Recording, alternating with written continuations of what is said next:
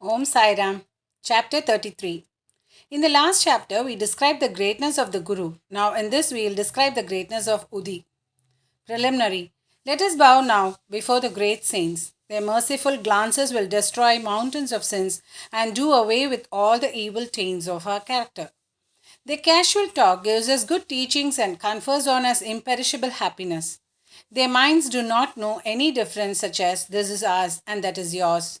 Such differentiation never arises in their minds. Their debts, that is, the obligations, will never be repaid by us in this birth as well as in many future births. Udi. It is well known that Baba took dakshina from all, and out of the amount thus collected, he spent a lot on charity and purchased fuel with the balance left with him. This fuel he threw in the duni, the sacred fire which he kept ever burning. The ash from this fire was called Udi, and it was freely distributed to the devotees at the time of their departure from Shirdi. What did Baba teach or hint by the Udi? Baba taught by his Udi that all the visible phenomena in the universe are as transient as the ash. Our bodies, composed of wood or matter of the five elements, will fall down after all their enjoyments are over and be reduced to ashes. In order to remind the devotees of the fact that their bodies will be reduced to ashes, Baba distributed Udi to them. Baba also taught by the Udi that the Brahman is the only reality and the universe is ephemeral, and that no one in this world, be he a son, father, or wife, is really us. We come here, that is in this world, alone, and we have to go out alone. It was found and is even now found out that the Udi cured many physical and mental maladies, but Baba wanted to din into the devotees' ears the principles of discrimination between the unreal and the real, non attachment for the unreal, by his Udi and Dakshina. The former, that is Udi, taught us discrimination, and the latter, that is Dakshina, taught us non attachment. Unless we have these two things, it is not possible for us to cross over the sea of the mundane existence. So Baba asked for and took dakshina, and while the devotees took leave, he gave Udi as prasad, besmeared some of it on the bhaktas' foreheads, and placed his boon conferring hand on their heads. When Baba was in a cheerful mood, he used to sing merrily. One such song was about Udi. The burden of the Udi song was this: "O playful Rama, come, come, and bring with you sacks of Udi." Baba used to sing in very clear and sweet tones. So much about the spiritual implication of Udi. It had also its material significance. It, it conferred health, prosperity, freedom from anxiety, and many other worldly gains. So the Udi has helped us to gain both our ends, material as well as spiritual. We shall now begin with the stories about the Udi. Scorpion sting. Narayan Motiram Jani of Nasik was a devotee of Baba. He was serving under another devotee of Baba by name Ramachandra Vaman Bondak. Once he went to Shirdi with his mother and saw Baba. Then Baba himself told her that that is her son, should serve no more but start independent business.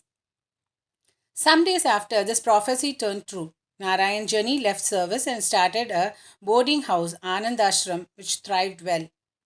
Once a friend of this Narayana was stung by a scorpion, and the pain caused by it was severe and unbearable. Udi is most efficacious in such cases. It is to be applied on the seat of the pain, and so Narayana searched for it but found none. Then he stood before Baba's picture and invoked Baba's aid, chanted Baba's name, and taking out a pinch of the ashes of the jaw stick burning in front of Baba's picture and thinking it to be Baba's Udi, applied it on the seat of pain and the sting. As soon as he took out the fingers, the pain vanished and both the person were moved and felt delighted. Bubonic plague case. Once a devotee in Bandra came to know that his daughter, who was staying in another place, was down with bubonic plague. He had no Udi with him, so he sent word to Nana Sahib Chandorkar to send the same. Nana Sahib got this message on a road near the Tana railway station when he was travelling with his wife to Kalyan.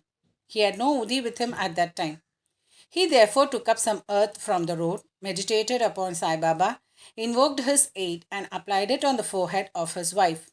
The devotee saw all this, and when he went to his daughter's house, he was very glad to learn that his daughter, who was suffering for 3 days, began to improve from the very moment Nana Sahib invoked Baba's aid near the Tana railway station. The Jamner miracle. About 1905, Nana Sahib Chandokar was Mamlatdar at Jamner in the Khandesh district, which is more than 100 miles distant from Shirdi.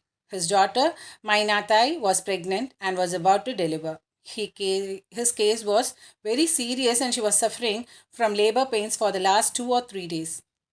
Nana Sahib tried all remedies but they proved in vain. He then remembered Baba and invoked his aid. There in Shirdi, one Ramgir Bua, who Baba called Babugir Bua, wanted at this time to go to his native place in Kandesh.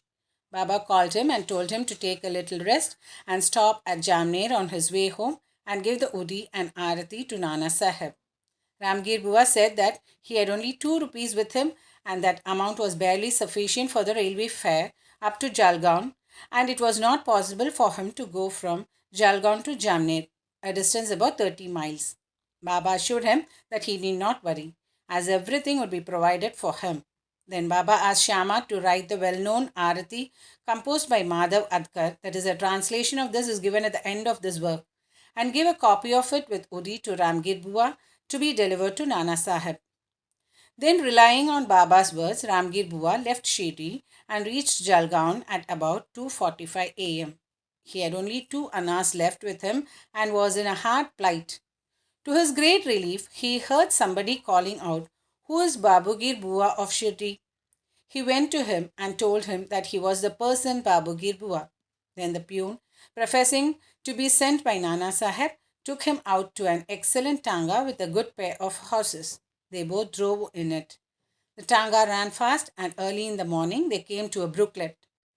The driver took the horses for watering them, and the peon asked Ramgir Bua to partake of some eatables. On seeing the beard, moustache, and the livery of the peon, Ramgir Bua suspected him to be a Muslim and was unwilling to take any refreshments from him, but the peon satisfied him by saying that he was a Hindu, a Kshatriya of Garhwal, and that Nana Sahib had sent these refreshments, and there should be no difficulty nor any doubt about acceptance. Then both of them took the refreshments and started again.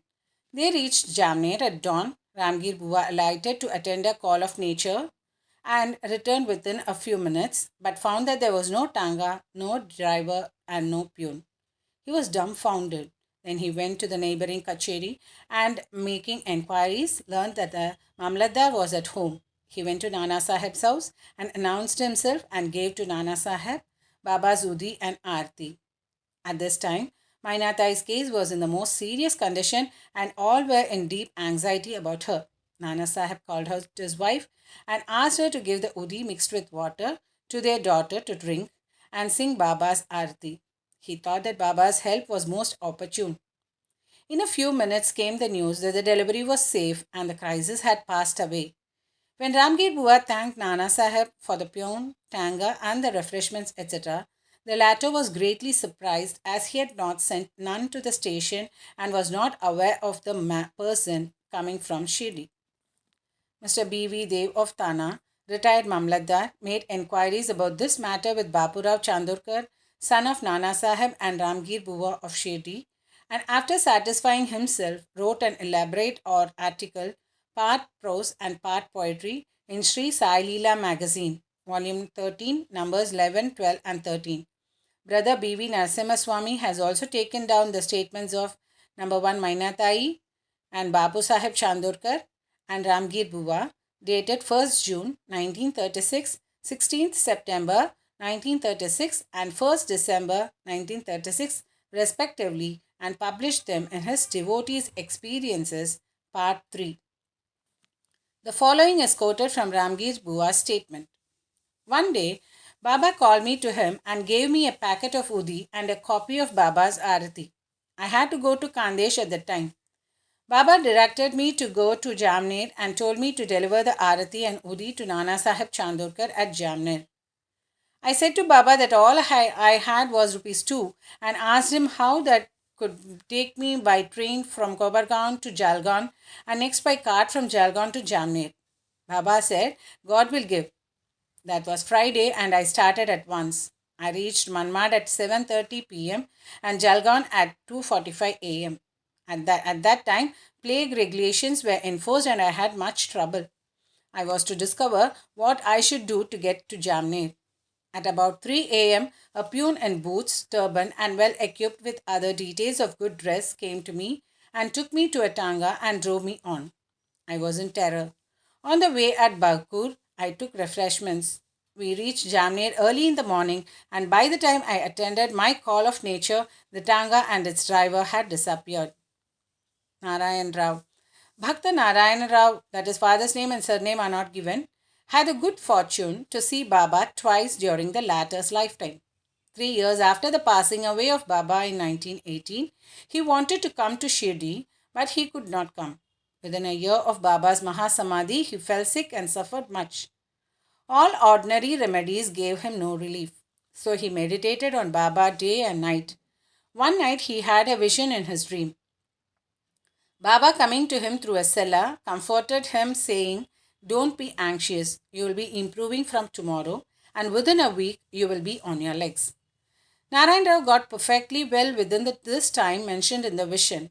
Now, the point for consideration is this: was Baba living because he had the body, and was he dead because he left it?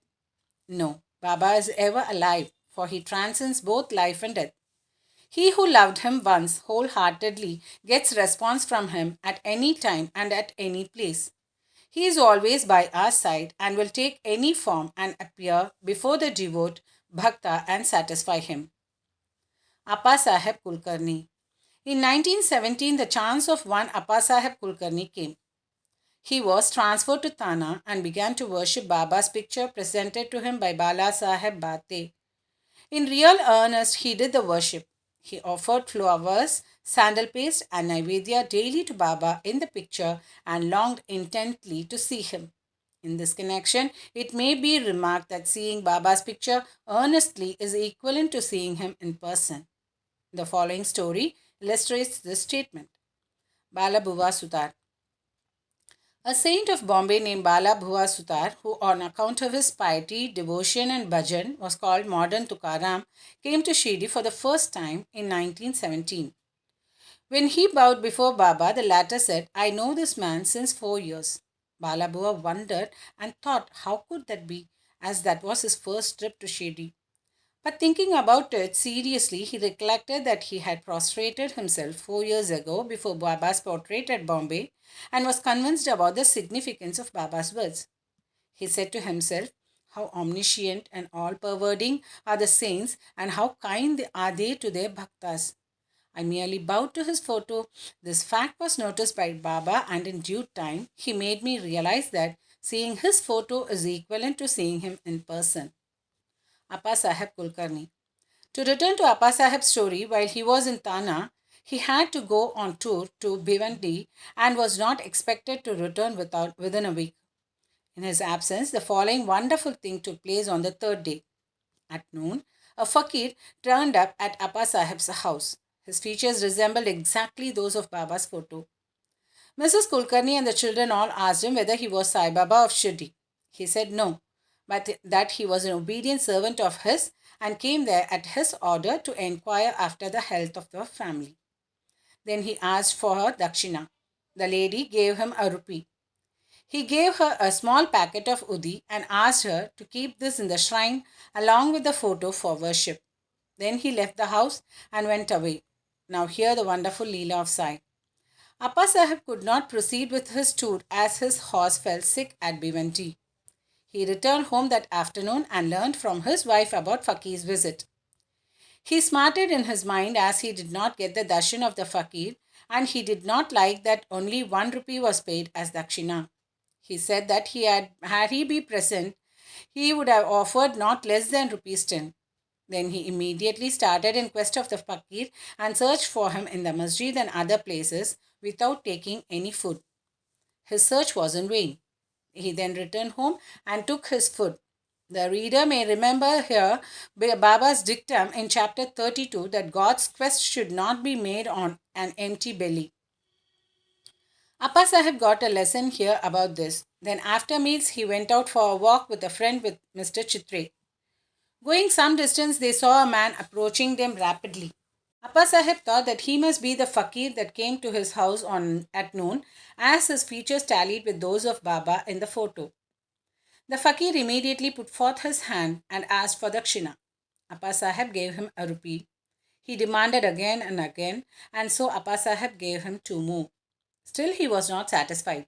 Then he borrowed rupees 3 from Mr. Chitre and gave them to him. He wanted still more. Appa Sahib asked him to accompany him to his home. Then they all returned home, and Appa Sahib then gave him again 3 rupees, in all 9. He looked unsatisfied and demanded again. Then he told him that he had a currency of rupees 10. The fakir asked for the same and took it and returned the 9 rupees in cash and went away. Appa Sahib had said that he would pay rupees 10, and then that sum was taken from him and 9 rupees consecrated by Baba's touch were returned to him. The figure 9 is significant. It denotes the 9 types of devotion in the chapter 21. It may also be noted here that Baba gave rupees 9 to one Lakshmi Bai Shinde at her last moment. Appa Sahib examined the Udi packet and found that it contained some flower petals and akshata. Then, sometime afterwards, he got her hair from Baba when he saw him at Shirdi. He put the Udi packet and the hair in a talisman and always wore it on his arm. Appa Sahib realized the power of the Udi. Though he was very clever, he got rupees 50 as pay in the beginning, but after he secured Baba's photo and his Udi, he got many times 40 rupees per month and also got much power and influence. And along with these temporal benefits, his spiritual progress was also rapid. So, those who are fortunate enough to get Baba Zudi should, after bath, apply it on the forehead and take some little of it mixed with water in the mouth as holy teeth. Haribau Karnik. In 1917, Haribau Karnik of Dahanu, that is Thana district, came to Shirdi on the Guru Purnima day in the month of Ashada and worshipped Baba with all formality. He offered clothes and dakshina, and after taking Baba's leave through Shama, got down the steps of the masjid. Then he thought that he should offer one more rupee to Baba and was just turning to get up when Shama informed him by signs that as he had got Baba's leave, he should go and not return. So he started home. On his way, when he went into the temple of Kalarama at Nasik for darshan, the saint Narsingh Maharaj, who used to sit just inside the big door of the temple, left his bhaktas there, came to Haribau, caught his wrist, and said, "Give me my 1 rupee." Karnik was surprised. He paid the rupee most willingly and thought that Sai Baba recovered the rupee which he intended in his mind to give through Saint Narsingh Maharaj.